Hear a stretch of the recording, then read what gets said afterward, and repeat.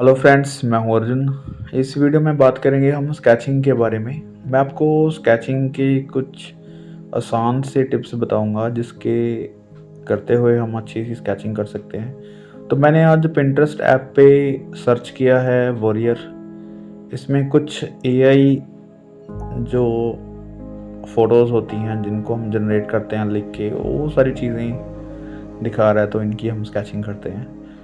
सबसे पहले वही तरीका है जैसे हम फेस बनाते हैं, तो बिल्कुल राउंड शेप को थोड़ा शेप के अंदर डाल लेते हैं। उसके बाद हम फ्री हैंड स्केचिंग के लिए कुछ लाइनों का इस्तेमाल करते हैं, जैसे हम जेस्चर लेते हैं या फिर ज्योमेट्रिकल फॉर्म जो सिंपल तरीके से इस तरीके से सोचते हैं कि पार्ट बाय पार्ट उनकी सिंपल लाइन, जो कि आपको मेज़रमेंट लाइन बोलते हैं जिनको, उसी से काम करना होता है।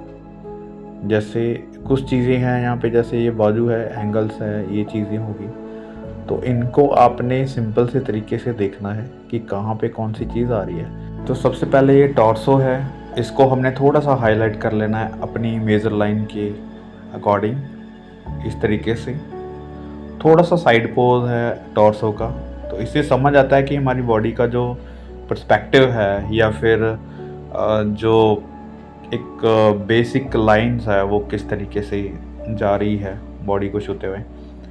तो यहाँ पे बाजू जो है काफ़ी स्ट्रॉन्ग दिखाई है उसने, राइट। जैसे ये थोड़ा सा क्रिएटिव चीज़ है, तो इसलिए हम थोड़ा सा इसको एक्स्ट्रा बना रहे हैं। जैसे मसल्स हो गए, बॉडी का खड़ने का स्टाइल हो गया, उसका फेस जैसे जिस तरीके से हल्का सा छोटा लग रहा है बाजू से, तो वो सारी चीज़ें इसको बैलेंस करती है। मैं साथ के साथ आपको बताता रहूँगा कैसे।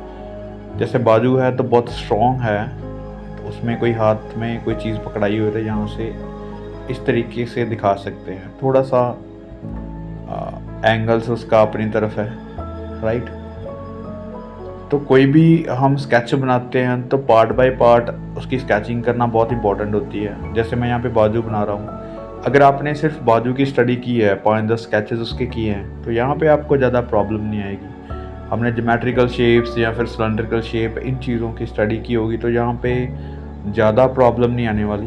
यहाँ पे आपको बहुत आसानी से आप ये चीज़ ड्रॉ कर सकते हैं। तो सबसे पहले हमारा जो बेसिक होता है, जैसे ज्योमेट्रिकल फॉर्म बना लिया आपने, फिर धीरे धीरे उसको कन्वर्ट कर लिया, अपनी लाइट एंड शेड्स के अंदर कर लिया, या फिर उसको सिलेंड्रिकल शेप में ऐड कर लिया। तो ऐसे इन चीज़ों को सीखने का ये तरीका होता है। यहाँ पे मैं थोड़ा सा एडवांस में कर रहा हूँ क्योंकि मैं यहाँ पे ज़्यादा ज्योमेट्रिकल फॉर्म नहीं ले रहा हूँ। ऐसी वीडियोस भी हैं जो बिल्कुल स्टिक फिगर से लेके बाकी की चीज़ें ऐड हम कैसे करते हैं, वो आप बाकी की वीडियोस आप देख सकते हैं, वहाँ पे पता चल जाएगा। तो यहाँ पे मैं फ्री हैंड आपको बता रहा हूँ कि जैसे एक चीज़ आपने बनाई है पहले, उसके बाद टॉर्सो ऐड कर लिया, ठीक है, उसके साथ बाजू ऐड कर ली, तो उससे एक चीज़ से हमें बेस मिल गया है कि इसको कितना बड़ा या छोटा या किस साइड बनाना है। तो वो चीज़ें अपने आप बनती जा रही हैं, राइट। एक मैं आपको ये चीज़ बता देता हूँ, जब भी हम काम करते हैं तो दो चीज़ें हम रखते हैं अपनी स्टडी में। जैसे पहले तो पूरी फिगर को आपने देख लिया कि कहाँ पे कौन सी चीज़ बन रही है, ये अकॉर्डिंग रहता है हमारी फिगर के अकॉर्डिंग। जैसे आपने पूरी फिगर आप देख लेनी है, मेज़र कर लेनी है कि किस शीट पे कहाँ पे कौन सी चीज़ ऐड करनी है। उसके बाद उसकी हम धीरे धीरे डिटेलिंग करते हैं। तो जब आप उस चीज़ से निकल जाते हैं, उस चीज़ को ब्रेक करते हैं, तो ये वाला स्टाइल आ जाता है। वहाँ पे क्या है कि आपको पूरी बॉडी का पता है कि कहाँ पे कौन सी चीज़ आ रही है। यहाँ पे क्या है, यहाँ पे सिर्फ आपको एक पोर्शन ले लिया आपने बॉडी का, जैसे आपने सिर्फ फेस ले लिया या फिर टॉर्सो से स्टार्ट कर लिया, तो इस तरीके से आप आगे वाली चीज़ों को धीरे धीरे उसमें ऐड करते रहते हैं उस चीज़ को देख के।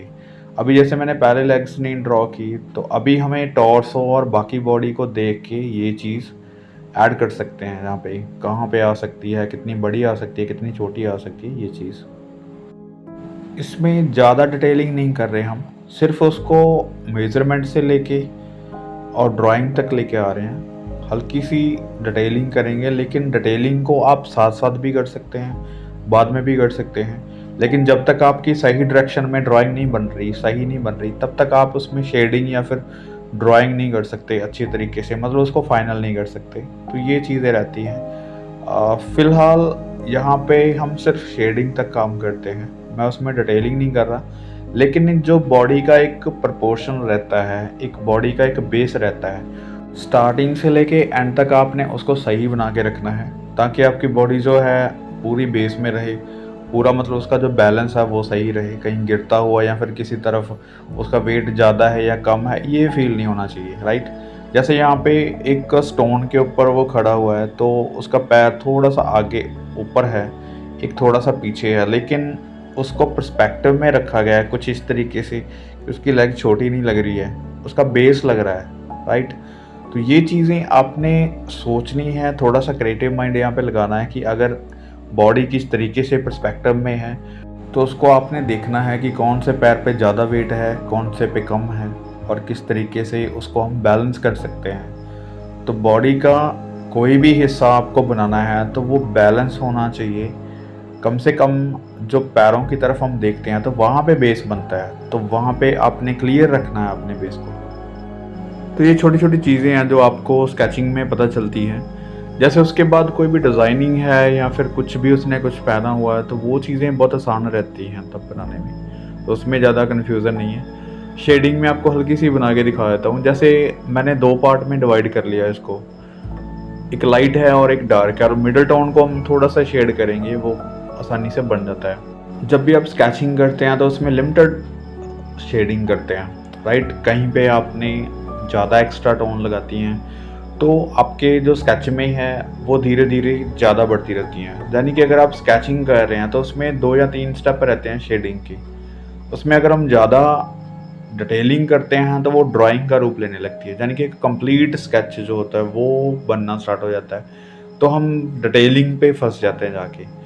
तो स्टार्टिंग में जब भी आप कोई स्केचिंग को कर रहे हैं, किसी चीज़ को सीख रहे हैं या फिर अपनी क्वांटिटी बढ़ा रहे हैं, तो उसमें आपको उसको सुंदर या फिर बहुत अच्छा बनाने की कोशिश नहीं करनी। स्टार्टिंग में आपका लाइन फ्लो रहे, आपकी जो क्वांटिटी है वो ज़्यादा होनी चाहिए, आपकी जो स्केचिंग है उसमें डेफिनेटली इम्प्रूवमेंट बहुत अच्छे से आएगी। जैसे मैंने अभी फेस किया तो फेस का करैक्टर भी नहीं देखा है मैंने, कोई लाइट एंड शेड भी ज़्यादा नहीं देखी, लेकिन एक डायरेक्शन जो है जिस तरफ उसका फेस है उसको हमने बनाया है।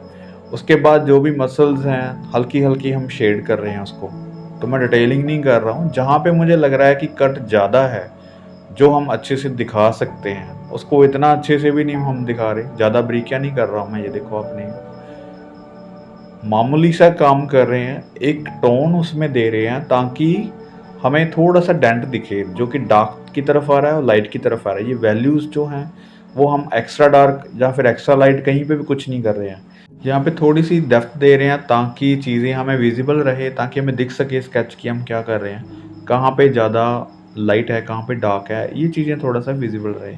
इसलिए हम स्केचिंग में थोड़ी सी शेड ऐड करते हैं, राइट।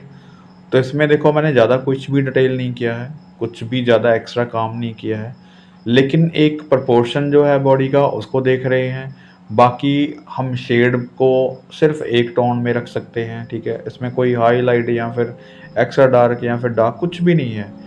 आपको सिर्फ एक स्केच बनाना है, उसमें वो चीज़ें देखनी है जो आपके लिए ज़रूरी है।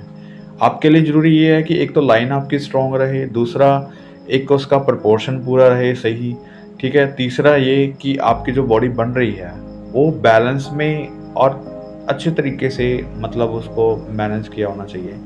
तो ये स्केचिंग के 2-3 पहलू रहते हैं जो हम स्केच करते हैं। इसमें देखो अब ज़्यादा डिटेलिंग नहीं है लेकिन एक स्केच लग रहा है। तो स्केचिंग का एक फ्लो होता है जो आपको ज़्यादा वर्क नहीं करना होता, ज़्यादा डिटेलिंग में नहीं जाना होता, आपको बस 2 या 3 शेड में उसको ख़त्म करना होता है। आपको सिर्फ डेप्थ दिखाने के लिए हाईलाइट और हाई डार्क को देखना होता है। हाईलाइट आपकी बिल्कुल आप वाइट छोड़ सकते हैं, डार्क को आप हल्का सा डार्क कर सकते हैं, मिडल टोन्स अपने आप सेट हो जाती है स्केचिंग में। तो ये थोड़ा सा स्केच है, कुछ इस तरीके से आप ट्राई कर सकते हैं। कहीं पे भी आपको लाइंस ब्लर लग रही है तो बाद में आप उसको एक्स्ट्रा डार्क कर सकते हैं, धीरे धीरे उसकी हल्की सी डिटेल वहाँ पे देख सकते हैं, उसको क्लियर कर सकते हैं, बस इतना ही। एक और स्केच देखते हैं जो कि थोड़ा सा क्रिएटिव हो, जिसमें थोड़ा सा हमें प्रोपोर्शन कुछ अलग तरीके से दिखे, क्योंकि ये स्टैंडिंग फिगर थी। काफ़ी सारे स्केच रहते हैं, जैसे ये थोड़ा सा यूनिक लगा मुझे, इसको देखते हैं ट्राई करके। जैसे मैं यहाँ पे देख रहा हूँ कि पूरा पर्सपेक्टिव में है, इसके जो बॉडी है वो बहुत हैवी है और फेस बहुत छोटा है। तो इसलिए नहीं है कि उसका फेस छोटा है, एक तो वो पर्सपेक्टिव में है और एक उसको पूरा बॉडी उसकी हैवी बनाई गई है, पूरा बॉडी बिल्डर बनाया गया है उसको, इसलिए थोड़ा सा फेस छोटा रखा है ताकि उसका जो बॉडी है वो हैवी लगे हमें। ठीक है, अगर उसका फेस बड़ा रहेगा तो उसकी बॉडी छोटी रहेगी तो हमें वो हैवी नहीं लगेगा, मस्कुलर चाहे लगेगा लेकिन उसकी हाइट नहीं लगेगी। ये चीज़ें आपको ध्यान में रखनी है। तो सबसे पहले फेस की ड्राइंग बनाते हैं, जैसे भी आप करते हैं, ज़्यादा मुश्किल कुछ नहीं है, सिंपल जैसे फ्रंट फेस है वैसे ही मैं कर रहा हूँ, कुछ डिटेलिंग नहीं कर रहा हूँ। आप डिटेलिंग में नहीं देखना, आपको चीज़ों को सिंपल करना है। जैसे मैं फेस में अभी कुछ भी ड्रॉ नहीं कर रहा हूँ, बाकी की बॉडी भी मैंने कोई ड्रॉ नहीं किया है, सिर्फ एक फेस को देख रहा हूँ। आपका जो नज़रिया है वो सिर्फ एक फेस की तरफ होना चाहिए पहले। तो फेस आप जैसे भी बना रहे हैं, जहाँ पे कैसे भी आपको दिख रहा है वो चीज़ अगर आपने ड्रॉ कर ली है तो उसके अकॉर्डिंग सारी चीज़ें चलेंगी। ये एक स्केचिंग का तरीका है जैसे मैं करता हूँ खुद भी। और आपको पूरा स्केच बनाने की ज़रूरत नहीं है, जब आप थोड़ा सा ब्रेक करते हैं चीज़ों को तो इस तरीके से भी करके देखिएगा। क्योंकि जैसे हम माइंड में सोचते हैं कि पहले पूरा उसको ड्रॉ करना है, कितना ये रहेगा कितना वो रहेगा, ये चीज़ें माइंड से निकाल के अगर आप फ्री हैंड सीख रहे हैं तो फ्री हैंड का मतलब यही है कि आप जो चीज़ ड्रॉ कर रहे हैं वहाँ से फोकस हटा के बाकी की चीज़ों को भी साथ लेके चलें, धीरे धीरे लाइन कंप्लीट करते जाएं। तो मैं आपको बताता हूँ कैसे। जैसे फेस को हमने इतना बना के एक बार छोड़ दिया, राइट, तो थोड़ी सी शेडिंग की है। अभी साथ की साथ अभी लाइन हम लगा रहे हैं कि जैसे मुझे लग रहा है यहाँ पे हैंड, ये चीज़ शोल्डर इस साइड, राइट, तो मैं यहाँ पे थोड़ा सा और बोल्ड करता हूँ। जैसे हमने पिछला स्केच बनाया था तो वो कैसे बनाया था, यहाँ पे थोड़ा सा और बोल्ड करते हैं इन लाइनों को। ठीक है, तो आपको लाइन की प्रैक्टिस मैं इसलिए बोल रहा हूँ ताकि लाइन से ही आपकी डेप्थ दिखनी स्टार्ट हो जाए। जैसे ये चीज़ है, यहाँ पे कुछ उसने लगाया हुआ जो बेल्ट है उसकी इस तरीके से, यहाँ पे फिर उसका हैंड आ गया, राइट, हैंड पे कुछ पहना हुआ है, यहाँ पे उसका हैंड कुछ इस तरीके से है। तो अभी देखिए थोड़ा सा पर्सपेक्टिव में है जैसे, तो हैंड यहाँ पे बड़ा बनेगा, राइट, तो फेस पीछे जाके काफ़ी छोटा लग रहा है। तो ये बाजू देखो कहाँ पे कितनी स्ट्रॉन्ग आ रही है, तो यहाँ पे ये चीज़ है। अभी देखो सेंटर वाला पार्ट मैंने अभी तक नहीं बनाया, लेकिन मुझे वहाँ पे पहुँचना है तो उसी तरीके से पहुँचना होगा जैसे उसकी बाजू है। मतलब मेथड कोई भी हो सकता है। जब आपको स्केच की एक बॉडी की नॉलेज हो जाती है तो आप स्टार्टिंग कहीं से भी कर सकते हैं। फिर आपको कहीं से भी अगर स्केच स्टार्ट कर रहे हैं तो मुश्किल नहीं लगेगा। आपके सामने पूरी आपकी नज़र जो है ब्लर है, ब्लर मीनिंग कि आपका जो स्केच बन रहा है आपकी नज़र पूरे स्केच पे है। फोकस करना वो होता है जैसे हमने पहले फेस फोकस किया है तो सिर्फ फेस ही बनाया है। अभी जैसे जो पेंसिल चला रहा हूँ मैं, तो वो पूरी बॉडी को देख के चला रहा हूँ कि कहाँ पे चल रही है, राइट। तो ये चीज़ें थोड़ी सी आपको देखनी है। तो धीरे धीरे ये चीज़ें समझ में आ जाती हैं जब भी आप प्रैक्टिस करते हैं। थोड़ा प्रैक्टिस के ऊपर भी रहता है। जैसे अभी कोई भी चीज़ हम बना रहे हैं तो 1 बाय 1 स्टडी, जैसे मैं बोलता हूँ हमेशा कि वो बहुत इंपॉर्टेंट है। जैसे अगर हैंड्स बना रहा हूँ मैं तो हैंड्स की स्टडी मैंने पहले की होगी, तो यहाँ पे मुझे ज़्यादा प्रॉब्लम नहीं आ रही है कि किस एंगल से हैंड बनेगा या बॉडी किस एंगल से बन रही है। तो ये चीज़ें थोड़ा सा आपको अलग से बना के देखना है। यहाँ पे अगर मैं लेग की बात करूँ तो यहाँ पे थोड़ा सा फॉर शॉर्टनिंग वाला पोज बन रहा है यहाँ पे इसका। ठीक है, हम कंप्लीट करेंगे तो मैं थोड़ा सा और बोल्ड करके दिखाता हूँ आपको कि जब भी आप कोई काम कर रहे हैं तो वहाँ पे फ्रीडम क्या काम आती है। फ्रीडम काम आती है जब भी आप डर के काम करते हैं तो आपके पास जो स्केच बन रहा है वो और भी ज़्यादा कंफ्यूज हो जाता है, आप बाकी की चीज़ों में बहुत उलझ जाते हैं। फ्रीडम रहेगी, कम सोचोगे, सिर्फ बनाओगे तो वहाँ पे बहुत अच्छे से बन जाएगा आपको। ठीक है, कम से कम आपकी जो लाइन चल रही है वो स्ट्रॉन्ग रहेगी। अगर आप सोच के लाइन लगाएंगे तो वो डरते डरते लाइन लगाएंगे। तो दो चीज़ें रहती है, आपको सबसे पहले डर निकालना होगा कि आप जो पेंसिल चला रहे हैं वो कुछ भी गलत नहीं कर रही है, वो सही हो रहा है, राइट। तो आप कितनी बार गलत करोगे, आप 2 बार गलत कर लोगे, 4 बार करोगे, 10 बार कर लोगे, 20 स्केचेस बनाओगे, गलत हो जाएंगे। तो कहीं ना कहीं जाके आपको एक ही चीज़ को अगर आप बार बार याद करोगे, एक ही चीज़ को आप बार बार करोगे तो वो कहीं ना कहीं जाके वो ठीक हो जाएगा। यानी कि आपको प्रैक्टिस करनी होगी। अगर आप इन चीज़ों के ऊपर थोड़ा सा फोकस कर रहे हैं, अगर आप वाकई में सीरियस हैं, अगर मैं जो एक्सपीरियंस बता रहा हूँ तो वो काफ़ी सीरियस मैटर रहता है, क्योंकि कभी भी हम काम करते हैं तो सीरियस होना बहुत ज़रूरी है। मैं ये नहीं कहता कि आप बहुत सैड हो जाओ, इसको लेके बैठ जाओ, ऐसे कुछ नहीं है। सीरियस का मतलब ये है कि आप चीज़ों को कितना समझते हैं। मेरे लिए मुझे लगता है कि ऑब्ज़र्वेशन बहुत ज़रूरी है। आप चीज़ों को सोचना बहुत ज़रूरी है। अगर आप कहीं पे भी चीज़ों को सोचते रहते हैं, तो चीज़ें माइंड में एक स्टडी की तरह बैठ जाती हैं। हमें यहाँ पे कुछ याद करने की ज़रूरत नहीं है। अगर आप लिख रहे हैं कि इनको इतना बनाना है, उतना बनाना है, तो तब आपको कभी भी स्केचिंग नहीं कर पाएँगे। कभी भी आप पेंटिंग नहीं कर पाएँगे। लिख के कुछ याद नहीं रहता। अब पेंसिल से लिख-लिख के अगर आप कुछ याद कर रहे हैं, तो वो याद रखने वाली चीज़ नहीं है। ये सिर्फ़ आपको देख के पता चल जाएगा कि आपको किस तरीके से ड्रॉ करना है। आपकी सिचुएशन बताएगी कि आप कहाँ पे, कौन-सी सिचुएशन में, कौन-सा स्केच बना रहे हैं। आपका मॉडल कौन-सी सिचुएशन पे बैठा हुआ है, कौन से पोज़ में बैठा हुआ है। तो ये चीज़ें तभी पता चलती हैं हमें। इसमें ज़्यादा लिखने की या फिर कुछ याद रखने का कुछ भी नहीं रहता। हम कलर्स को भी कई बार हम कोशिश करते हैं कि हम लिख-लिख के याद कर सकते हैं, कौन से कलर में कौन-सा डलता है तो ये कलर बन जाता है। तो ऐसा कुछ भी नहीं है। आपकी पेंटिंग में कलर जो लग रहे हैं वो कुछ अलग होंगे। यहाँ पे आप पैलेट पे बना रहे हैं तो कुछ अलग कलर रहेंगे। मतलब ये चीज़ें बहुत चेंज होती रहती हैं टाइम के अकॉर्डिंग जब भी आप काम करने बैठते हैं। तो मेरा ये मानना है कि जब भी आप काम करो, तो कुछ लिखने की ज़रूरत नहीं है, आपको सिर्फ़ सोचना है, आपको ऑब्ज़र्वेशन लगानी है, अपनी सोच दौड़ानी है थोड़ी-सी कि ये चीज़ जो बन रही है, वो किस तरीके से बन रही है, हम क्या चीज़ का इस्तेमाल कर रहे हैं, कहाँ पे कौन-सी चीज़ छोटी हो रही है, कहाँ पे बड़ी हो रही है, ये लिखने की ज़रूरत नहीं है, ये हमें देखने की, समझने की ज़रूरत है। अगर आप फ़ॉरशॉर्टनिंग समझ रहे हैं, तो आपको यहाँ पे पता चल रहा होगा कि फेस छोटा है, लेग्स जैसे-जैसे आगे आ रही हैं चीज़ें तो बड़ी हो रही हैं। जैसे हम किसी पर्सपेक्टिव में चीज़ें देखते हैं, पास वाली चीज़ बड़ी है, दूर वाली छोटी है, फिर उससे दूर वाली और छोटी है, ठीक है? कलर में भी ऐसा ही रहता है, जैसे आप जितनी पास से कलर देखेंगे तो आपको डायरेक्ट दिखेगा। धीरे-धीरे जो कलर वही कलर आप दूर लेके जाएँगे तो बाकी कलर उसमें ऐड होते रहते हैं, कलर म्यूट हो जाता है, ब्लर हो जाता है।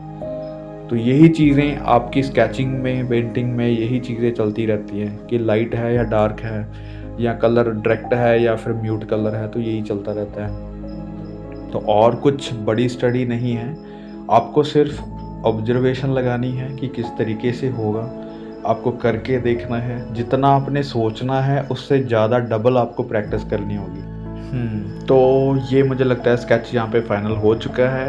हम लिमिटेड लाइन्स के साथ इस स्केच को फिनिश करते हैं, ज़्यादा डिटेलिंग में नहीं जाते। तो इस तरीके से आप स्केच बना सकते हैं, कोशिश कर सकते हैं। साइन कर देते हैं यहाँ पे। उम्मीद करता हूँ आपको ये वीडियो में काफ़ी चीज़ें क्लियर हुई होंगी। Thank you so much for watching this video.